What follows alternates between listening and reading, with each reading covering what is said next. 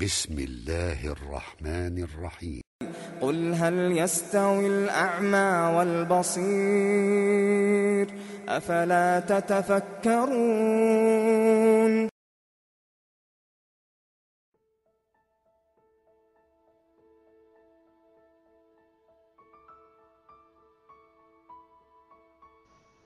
أكيد في رسالة ربنا بيبلغك بيها.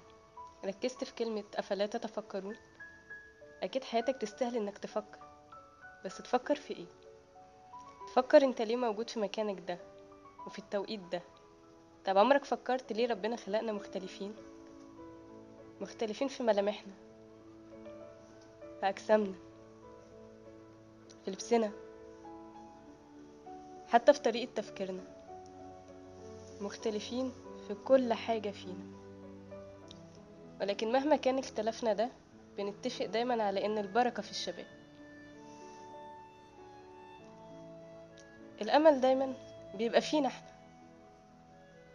عمرك سألت نفسك ليه؟ عارف دايما وانت بتذاكر أو بتشتغل بيجيلك وقت وتزهق، تتعب، تحس إن الهم زاد قوي، وده لأنك مش شايف نتيجة لتعبك ده، فبتبتدي تقف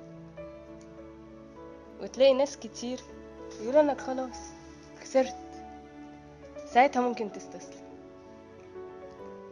مع انك لو استنيت شوية وكملت هتلاقي ان ربنا مأخر نتيجتك لوقت معين، ووقت محدش يتوقع.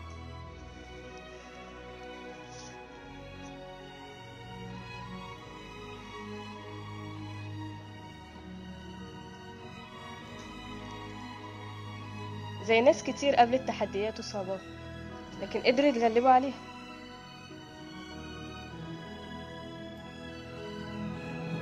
ناجحين جدا ومشهورين. طب فاكر بدايتهم؟ فاكر مشاكلهم؟ ايه اللي خلاهم متميزين قوي كده؟ فكر،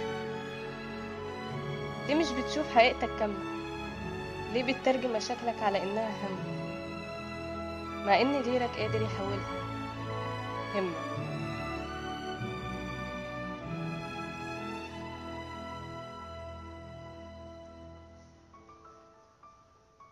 فرب همة أحيت أمة.